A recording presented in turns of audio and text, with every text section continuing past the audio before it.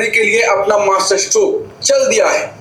अब वो पड़ोसियों को आधिकारिक तौर पर भारत से अलग करने का प्लान बना चुका है। चीन पाकिस्तान मिलकर अब एक नया कूटनीतिक खेल करने की तैयारी में है। दक्षिण एशिया में एक नई चाल चली जा रही है। सार्क को हटाओ, चीन का संगठन लाओ। पाकिस्तान और चीन अब मिलकर एक ऐसा नया संगठन बना रहे हैं जिसमें भारत के पड़ोसी देश होंगे। भारत जो सार्क का फाउंडिंग मेंबर रहा है, जिसमें भारत, अफगानिस्तान, बांग्लादेश, भूटान, मालदीव, नेपाल, पाकिस्तान और श्रीलंका शामिल है, चीन नहीं है। लेकिन अब नया संगठन बनाकर चीन दक्षिण एशिया के देशों पर कूटनीतिक और सामरिक प्रभाव हासिल करना चाहता है और अब भारत चीन की चाल में और फंसता हुआ दिखाई दे रहा है। चीन भारत को अलग थलग करने की तैयारी पूरी कर चुका है और सबसे बड़ा सवाल, क्या चीन भारत की जमीन ले नहीं पाया, इसलिए अब हमारा इलाका ही हमसे छीनने की चाल। किसने कहा नहीं ले पाया? आप 1947 से इंडिया का मैप खोलो और आज 2025 में खोलो, इंडिया के मैप छोटा होते जा रहा है और इंडिया जो मैप छोटा होते जा रहा है उसके बाद के जो वाली जगह उसको ऑक्यूपाई करते हुए बोलते हुए आ रहा है। तो कौन बोल रहा है नहीं ले पाया? 14 मई को तो उसने आधे से ज्यादा जगहों के नाम चेंज कर दिए। चल रहा है। जब आप इस रिपोर्ट में जुड़े रहिए हमारे साथ। नमस्कार, मैं हूं अंकुर और आप देख रहे हैं सत्य हिंदी का खास शो बेबाक मुकेश। मुकेश जी, शुरू से कई हफ्तों से हम ये बातचीत कर रहे हैं कि चीन पड़ोसियों से हमको घेरने की कोशिश कर रहा है और अब तो वो संगठन बना रहा है। एक सार्क था, भारत उसमें शामिल था।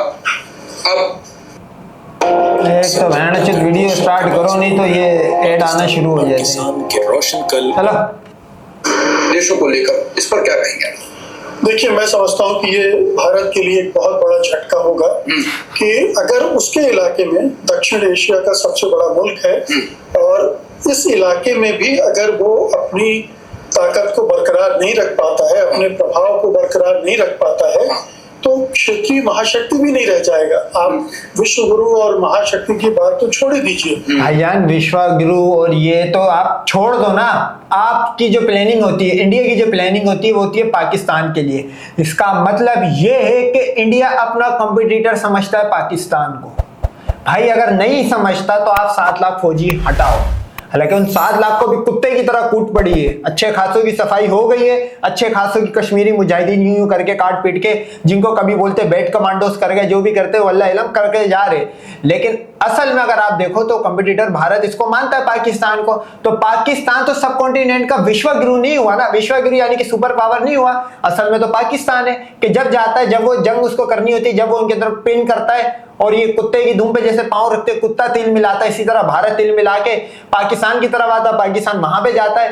तो असल में जो गेम चेंजर है ना वो पाकिस्तान है। तो चीन जो एक बड़ा झटका दे रहा है कि सार्क जो जिसका फाउंडिंग मेंबर भारत रहा है, आप जानते ही हैं, और उसके जरिए भारत ने अपने पड़ोसी देशों को जोड़कर एक लीडरशिप योजना ये थी कि एक साझा बाजार होगा, ये देश आपस में बड़े पैमाने पर व्यापार करेंगे, एक दूसरे को के विकास में योगदान देंगे और इस तरह से भारत भी इन देशों की लीडरशिप के जरिए अपनी एक लीडरशिप इंटरनेशनल मंच पे दिखाएगा।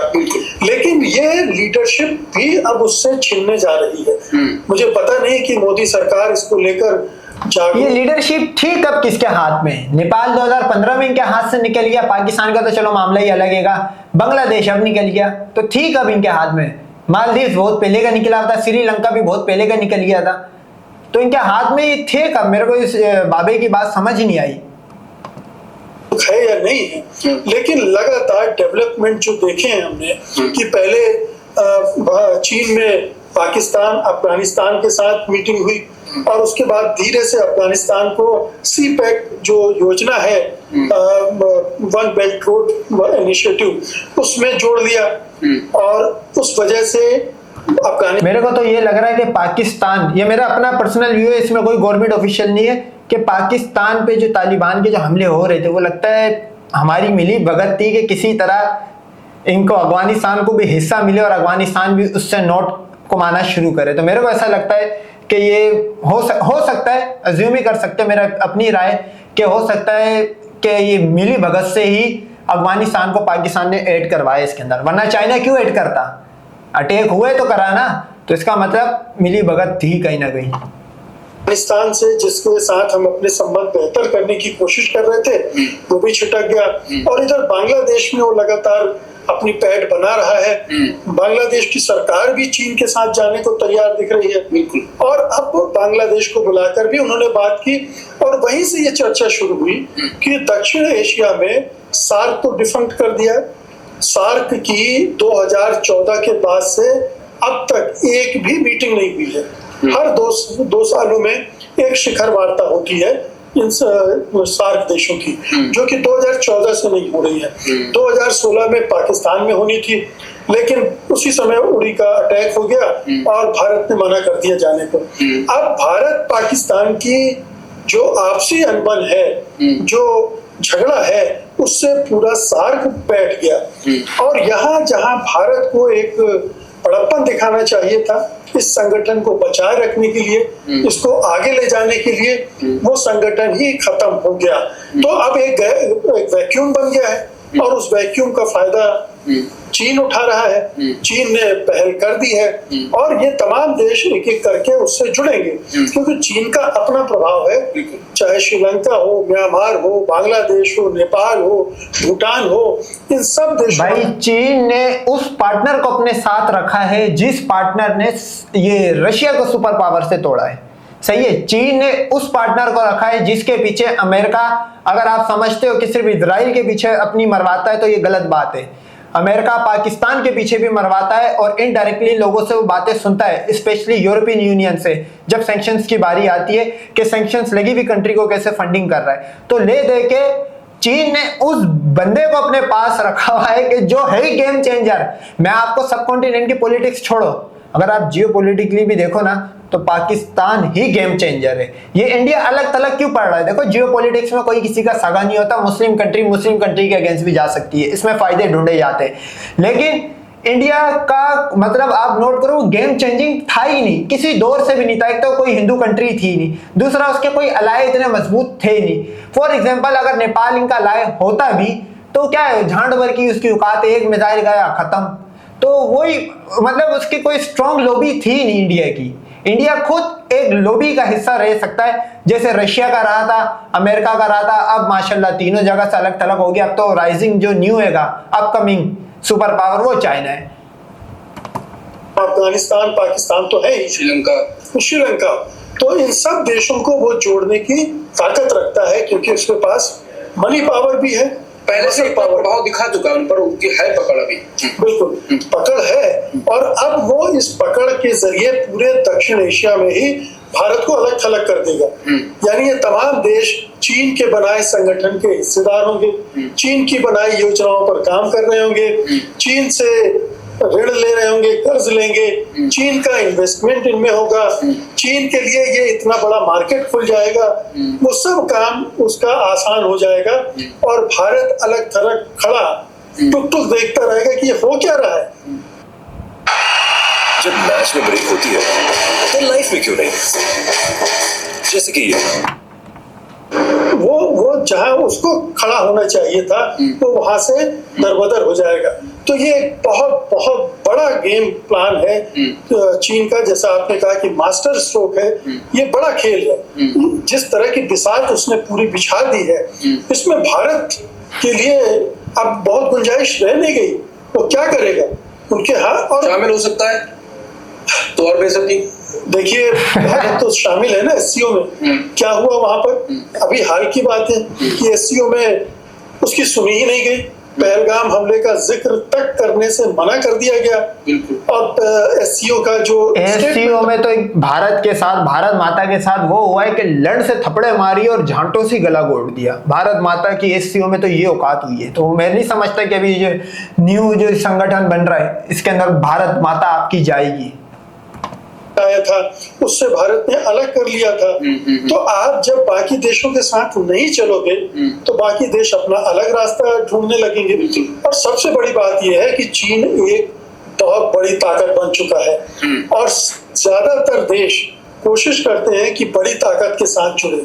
जहां ज्यादा फायदा है वहां जाएंगे, और जो ज्यादा आपको मैं थोड़ी सी इसकी बात यहाँ पे मैं काट रहा हूँ सिर्फ पाकिस्तानी लोगों के लिए।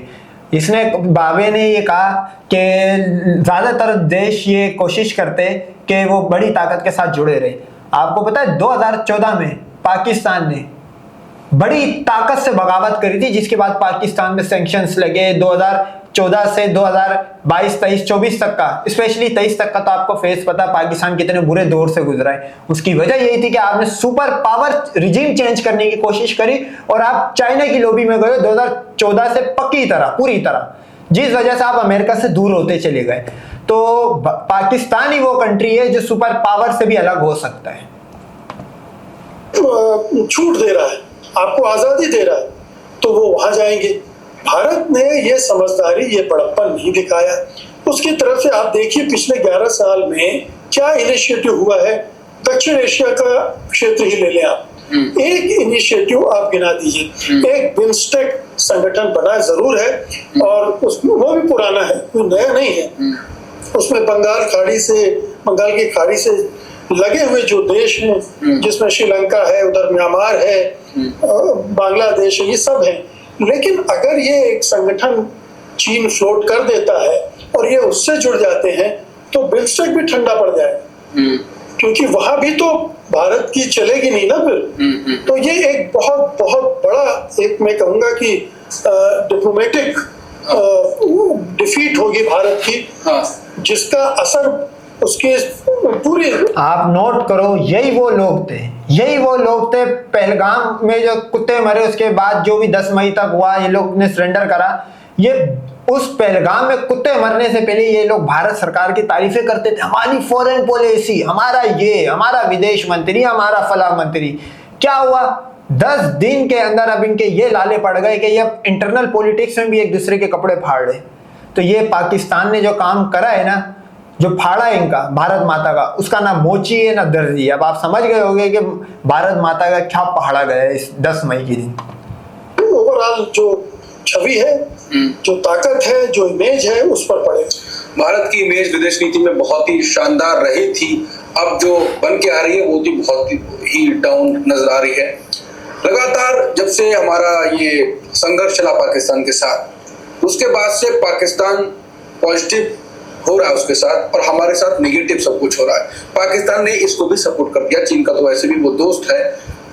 अच्छा, ये आप इनका थोड़ा सा मतलब लौड़ापन चेक करो कि ये बोलते कि तब से पाकिस्तान हाई प्रोफाइल हो रहा है। अरे पाकिस्तान ने बिना गोली चलाए बांग्लादेश में रिजीम चेंज करा दी। जो बाइडेन जो एडमिनिस्ट्रेशन थी वो टोटल पाकिस्तान के साथ थी भाई। आपको ये तो पता ही नहीं है, क्योंकि ये पूरे दिन वही भारत माता, फला माता, सीता माता करते रहते, तो इनको पता नहीं था। जब पाकिस्तान ने इनको ऑफिशियली खुद ठोका अपने हाथों से, अब ये इनकी आंखें खुली है। ये दोनों देश हमको वैश्विक मंच पर बिल्कुल अलग थलग ही कर देंगे, और चीन क्या LAC से नहीं, अब दूसरी कूटनीतिक तरीके से भारत को हराने की कोशिश करेगा। देखिए, आपने अभी जिक्र किया कि पहले हमारे विदेश नीति काफी कामयाब हो रही थी। हाँ। क्यों हो रही थी? क्योंकि भारत ने फ्लेक्सिबिलिटी अपना रखी थी। उसने 9/11 का हमला हुआ, इसके बावजूद उसने सार्क की बैठक रोकी नहीं। 2014 में बैठक हुई, वो शामिल हुआ। पाकिस्तान से इस तरह से संबंध विच्छेद नहीं कर लिए कि हम आपसे कोई बात ही नहीं करेंगे। एक तो बहन के वीडियो देखो, झांड भर और रेड आएगी रात भर। तो आपने खुद अपना पूरा खेल जो है दूसरे की झोली में डाल दिया है। उस समय ये बड़प्पन दिखाया था उस समय की सरकारों ने, अटल बिहारी वाजपेयी ने भी दिखाया था। आखिरकार संसद पर भी हमला हुआ था। क्या सार्क की गतिविधियां रुक गई थी? नहीं, वो चल रही थी। सार्क के सम्मेलन हुए, दोनों पाकिस्तान और भारत दोनों उसमें शामिल होते रहे, वो चलता रहा। लेकिन आपने अपनी अकड़ में, आपको लग रहा है कि आप तो महाशक्ति हो गए हैं, दुनिया आपको पूछ रही है। प्रधानमंत्री मोदी से बड़ा कोई राजनीतिक दुनिया में नहीं है, उनसे पॉपुलर कोई लीडर नहीं है इस विश्व में। ये तमाम तरह की खाम ख्याली आपने पाल ली और आपको लगा कि बाकी देश तो झक मार कर आपके साथ आएंगे, तो जाएंगे कहाँ? तो आपने जो बोलते हैं ना, टेकन फॉर ग्रांटेड ले लिया, और उसकी वजह से आपसे आपके जितने भी मुल्क आपसे जुड़े हुए थे दूर होते चले गए। और ये ड्रैगन के लिए एक बहुत शानदार अपॉर्चुनिटी है थी, और उसने ड्रैगन के जितने भी हाथ पैर होते हैं उन सब से उनको झपट लिया। बिल्कुल विशालकाय तो होता ही है, उसने उनको सबको झपट लिया, और ये पूरा खेल अब देखिए खुलता जा रहा है। अब देखिए सारी चीजें हमारे सामने हैं कि कैसे भारत के हाथ से सारी पहल निकलती जा रही है। बिल्कुल, एक एक करके सारी पहल तो निकल ही रही है।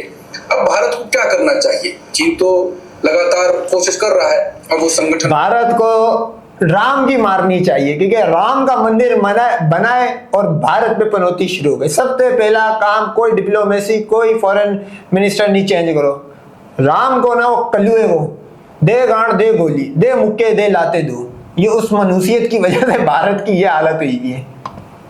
ये बनाएगा, भारत क्या करे, कैसे इसको से डील करे? ये अब बड़ा मुश्किल हो गया है। भारत के हाथ से बहुत सारी चीजें निकल गई, डील कैसे करेगा? अगर साथ को उसे फिर से भारत तो कैंसर बन गया, लाश बीमारी बन गया भाई। ये तो बोल रहा कोई हल नहीं है अब इसका, अब पिटो दोनों कंट्री से है तो उसे पाकिस्तान से हाथ मिलाना पड़ेगा, उसे पाकिस्तान को जोड़ना पड़ेगा। ये क्या हमारी सरकार करने के लिए तैयार है? नीचे आना पड़ेगा तुम्हें कि आपने पाकिस्तानी एक्ट्रेस को फिल्म में क्यों ले लिया, इन सब के बवाल खड़े हो रहे हैं। दिलजीत जो हानिया आमिर, बिल्कुल उन सब का मामला। ये जो छोटी छोटी चीजें हमारी डिप्लोमेसी में, हमारी विदेश नीति को प्रभावित करने लगी है, उससे ये नौबत आ रही। इनसे निकलेगी क्या ये सरकार? ये सरकार अपनी आइडियोलॉजी को लेकर इतनी ज्यादा उसकी गिरफ्त में आ गई है, बंधुआ बन गई है कि उससे बाहर निकलकर वो कुछ कदम उठा ही नहीं सकती। और जब तक उससे नहीं निकलेगी आपकी डिप्लोमेसी। देखो, इन्होंने कोशिश करी थी मुसलमानों को कॉपी करने के लिए। ये रिलीजियस आइडियोलॉजी पे वो कंट्रीज तो सरवाइव कर जाएगी जिसकी बहुत सारी कंट्रीज हो। पाकिस्तान रिलीजियस उस पर क्यों सरवाइव कर रहा है? क्योंकि पीछे 55-56 कंट्रियां और है, 55 कंट्रीज और हो जाएगी। लेकिन भाई साहब, तुम्हारी तो कोई कंट्री ही नहीं है, तुम जहां रहते हो वो तुम्हारी खुद की पूरी नहीं है। वहां भी अच्छे खासे मुस्लिम है। अगर सही सेंसिस हो तो ये मेरे ख्याल में 60% रह जाएगी, 40% मुसलमान हो जाएगा वहां पे। ये अगर सही तरह सेंसिस करा, हमें पता है इनकी सेंसिस में भी झोल है। ये तो इतने झूठे मकार है हिंदू कि इनके आप किसी बात पे यकीन नहीं कर सकते भाई। इन्होंने जैसे जंग में अपनी कौम को धोखा दिया है, ये इसमें भी सेंसस में भी धोखा देंगे। तो इनकी अगर सेंसस करानी है तो वेस्टर्न कोई कंट्री आए वो करे, इस पे तो हम यकीन भी नहीं करेंगे। तो हिंदू है गाय का मुंह, झूठे है ये तो। अपन तो डिप्लोमेसी से कोई अपॉर्चुनिटी नहीं मिलने वाली। तो ये पूरा सिर के बल खड़ी हो गई हमारी विदेश नीति। जो पैर के बल खड़ी थी अब वो सिर के बल खड़ी कर दी गई। तो चलेगी कैसे? पैर तो ऊपर है, दोबारा से उसको पैर के बल खड़ा करना पड़ेगा ना, तब जाकर बात करें। कर पाएंगे मोदी जी? करने को तो बहुत कुछ कर सकते हैं मोदी जी, क्योंकि घरेलू राजनीति एकदम अपोजिट है और उसके हिसाब से विदेश नीति चल रही है, ऐसा ही कहा जा रहा है। तो अगर वो करेंगे तो फिर घरेलू राजनीति, क्योंकि इजराइल के समर्थन में तो रैलियां भी निकाली गई, हमारा वो दोस्त है, लेकिन किसी और फलस्तीन के पक्ष में लोगों ने कहा उनको आपने कैद कर लिया, पकड़ लिया। तो घरेलू राजनीति।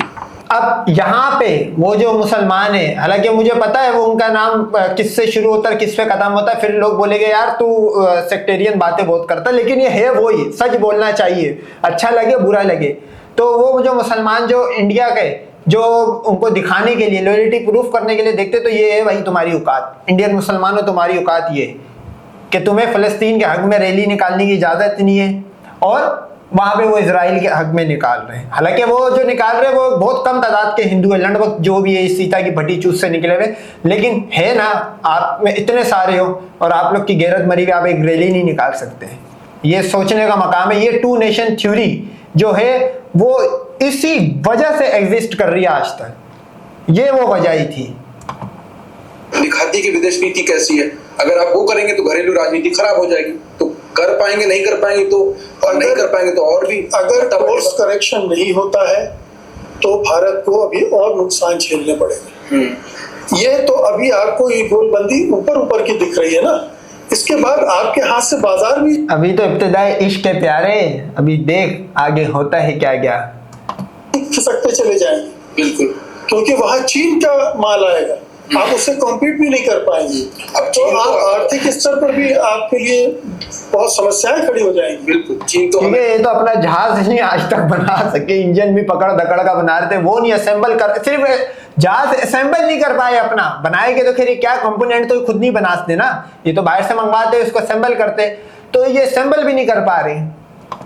हर तरीके से ब्लैकमेल करने की कोशिश कर रहा है, हमारा जो फर्टिलाइजर उसे रोक रहा है, जो एक्सपोर्ट भी कम कर रहा है, बहुत तरीके से उसे खेल हमारे साथ कर रहा है। भाई ये ट्रेड वॉर है, ठीक है ना, ट्रेड वॉर में आज चीन का हाथ ऊपर है, वो अपने हिसाब से उसको खेल रहा है। आपने ये 11 साल गंवा दिए, आपने अपने को तैयार नहीं किया, फ्यूचर रेडी करना चाहिए था आपको, आपने नहीं किया। आप किसी दूसरे लोक में चले गए थे कि हमारे लिए तो दुनिया भर में मोदी का चल रहा है नारा। तो आपने जो ठोस काम करना चाहिए था, अपनी इंडस्ट्रीज को मजबूत करना चाहा, आपको जो चीन पर निर्भरता थी उसको कम करना चाहिए था, वो सब तो हुआ नहीं। भाई चीन पे डिपेंडेंसी तो कम हो ही नहीं सकती ना यार, अमेरिका है, वो टेरिफ में क्यों पीछे हटा, क्यों वो इसके नीचे आके लेट गया, क्योंकि उसकी डिपेंडेंसी अमेरिका की खुद की चीन पे। अगर आपको याद हो तो एमबीएस ने कहा था कि दुनिया अमेरिका के बिना रह सकती है, चीन के बिना नहीं रह सकती। एमबीएस कोई इतना पागल नहीं है भाई, अरब कंट्रीज चला रहा है वो, मतलब मिडिल ईस्ट का बादशाह कहा जाता है, ऑफिशियली भी और अनऑफिशियली भी। तो जब वो बंदा ये बात बोल रहे, जब दुनिया सारी बोल रही है, तो तुम गाय के मुंह पीने वालों, तुम लोग उन्हें समोसे और कचौरी के अलावा जीरो इनोवेशन है तुम्हारी, एक कंपोनेंट नहीं बना सकते तुम, प्लास भी नहीं बना सकते हो तुम लोग कैसे बोल रहे हो कि हम चीन से हमें बिल्कुल अलग होना चाहिए था। ये तो बिल्कुल इलॉजिकल सी बात करी इसमें। भगवानी नारे बहुत आए, मेक इन इंडिया आया, और कौन सा दूसरा स्किल इंडिया आया। हाँ, आधे को तो बेटी बचाओ बेटी पढ़ाओ भी आया था, सबसे ज्यादा बेटियां हिंदुओं की चुदरी है भाई, वो तो आने को कुछ भी आ जाए। बहुत इंडिया है, लेकिन इंडिया अभी तक उस योजना में कुछ करता हुआ नहीं दिखाई दे रहा है। मेक इन इंडिया कुछ और तरीके से जा रहा है, अपने समर्थक होंगे, उनके दोस्त हैं, मित्र हैं, जैसे अभी अनिल अंबानी का किस्सा आया था कि वो डील डसॉल्ट के साथ करवाई जा रही है, तो उनके मित्र से मेक इन इंडिया को जोड़ा जाता है। बहुत किस्से हैं, लेकिन बात वही है कि एलएसी के जरिए तो अभी रुका हुआ है चीन, अभी तो हमारी जमीन पे कोशिश नहीं कर रहा है। हालांकि हमारी सेना तो तैयार है, लेकिन फिर भी वो सेना अभी पाकिस्तान से ठुक के आई है, तो अभी वहां ठुकने को तैयार है, ये बात बोल।